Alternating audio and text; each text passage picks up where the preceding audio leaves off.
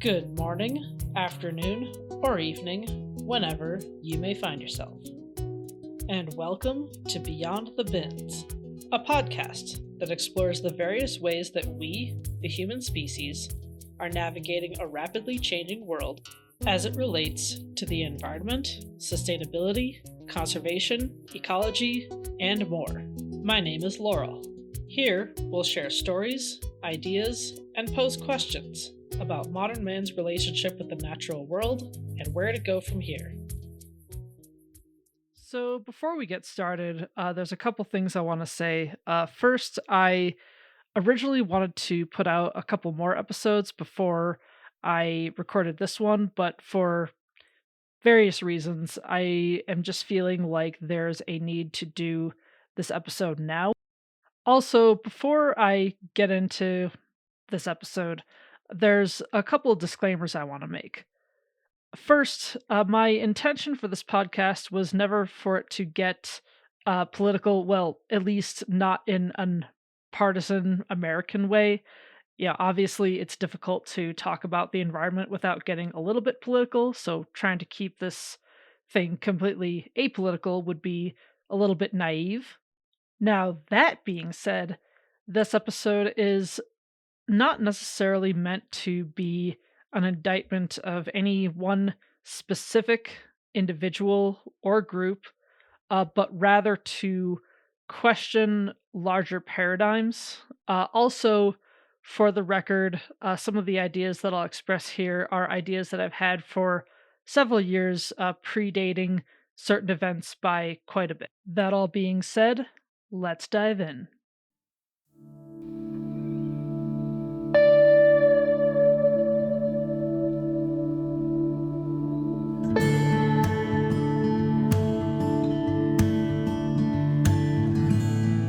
Let's talk about ecosystem services. What is an ecosystem service, you ask?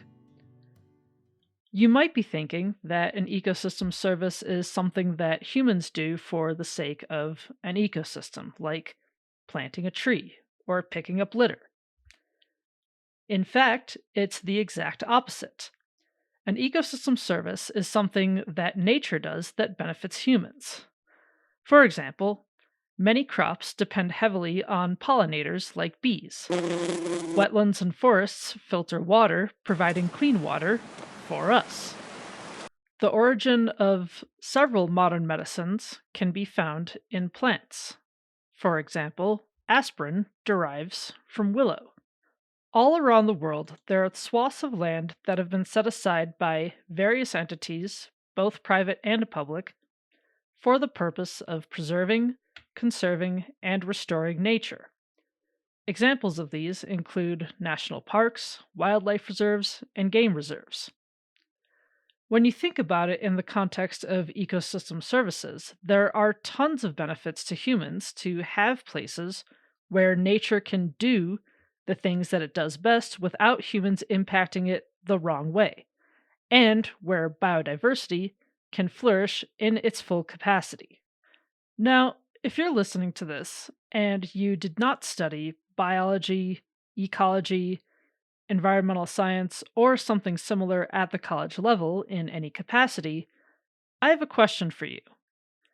Did you know what ecosystem services were before listening to this? I have been intermittently working on this episode throughout the spring of 2025.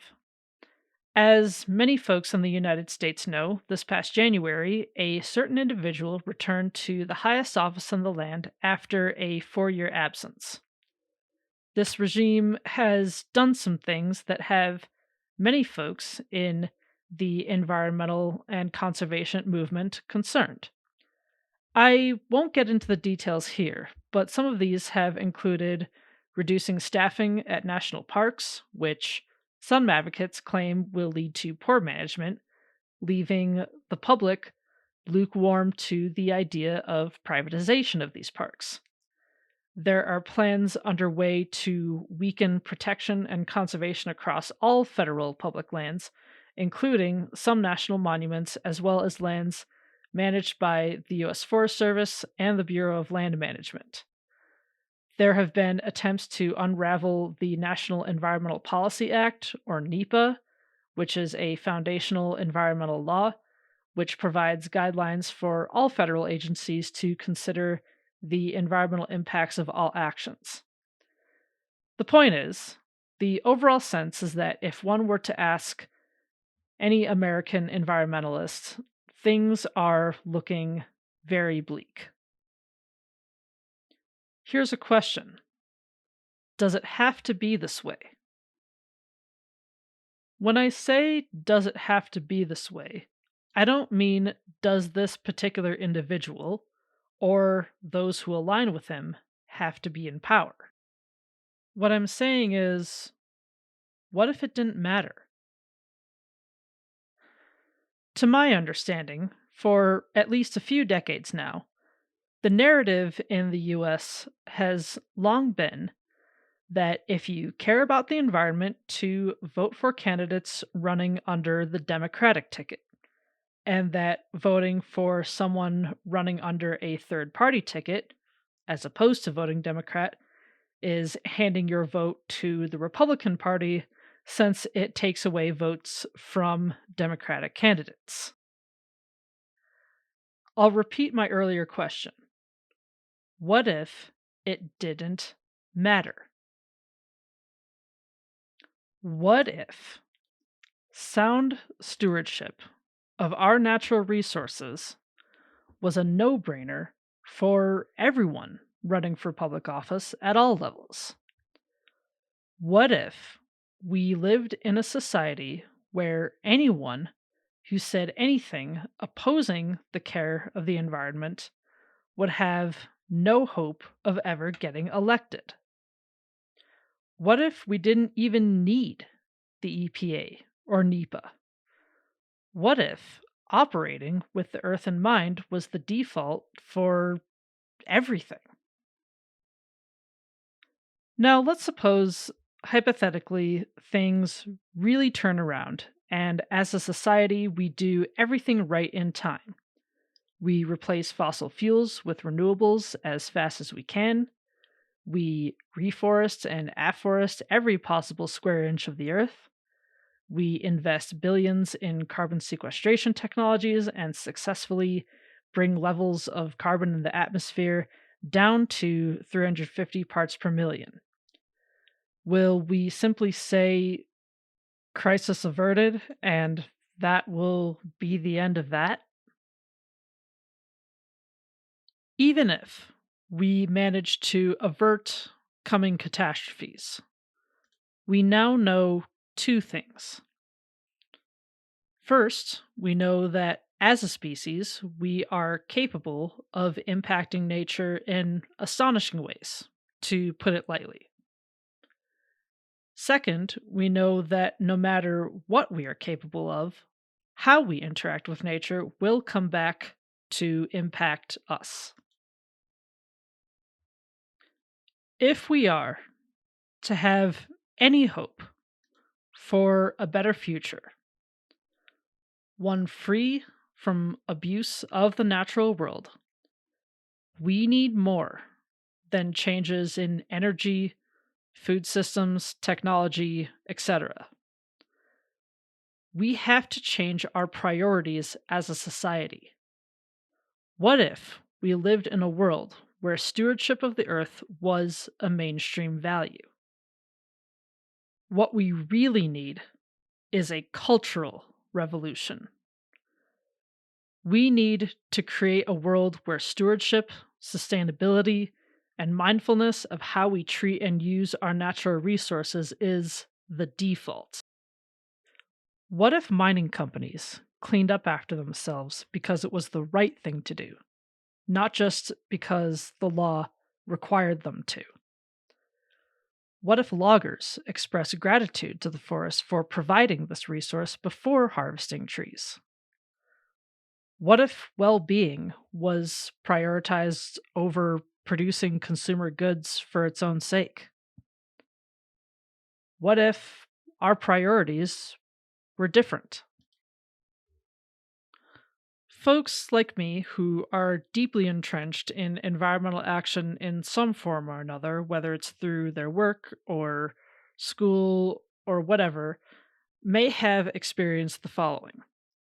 You are talking to someone outside of that sphere about your work or about environmental issues or whatever, and they say something along the lines of, "Wow, you're so passionate. That's so cool that you found your passion." I suppose it can be cool to see, you know, people, especially people you love, get passionate about things. But if you've ever said this to someone, I know you probably mean well, but I have some bad news for you. Chances are, when they hear people say that, their heart sinks a little bit, or at the very least, they roll their eyes internally. I won't speak on behalf of all environmentalists, but I know that I would like to live in a world where the well being of humanity and the ecosystems we depend on aren't something that people just so happen to be passionate about, the same way someone may be passionate about music or sports or whatever. I would prefer to live in a world where stewardship was just something that people did. So, I've presented this idea that we need a cultural revolution. Now what? What are some actionable things that can be done to make this happen? I'll start by throwing one idea out there. On a few occasions, I have taught introductory classes in environmental science and forestry at my local community college. The first time I taught one of these classes, I had been removed from the world of higher education for quite some time. I was surprised to find that very few of my students came to my classroom knowing what a watershed is. For those who don't know, a watershed is another word for a drainage area, usually defined by a body of water, whether that's a lake or river or the ocean, where most water in that area flows into. The same is true for ecosystem services, which is, as I said earlier, something that nature does that benefits humans, like the pollination of crops by insects and birds or the filtration of water by wetland plants. I recently realized that the first time I heard those concepts was as an environmental studies major in college. Why is that the case? Why couldn't everyone in my high school class have graduated knowing what a watershed was and which watershed they were located in? What if they could all identify at least one ecosystem service that they benefited from directly? What if, in order to graduate high school, people had to identify at least 3 trees, 3 grasses, shrubs, or forbs, 3 animals, and 2 fungi native to their region, and be able to articulate each of their roles in their respective ecosystems? What do you think? Do you agree? Do you disagree?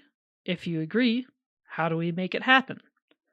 Leave a comment or shoot me a message on one of my socials, which I will leave in the description. Thank you for listening, and I hope you have a wonderful day.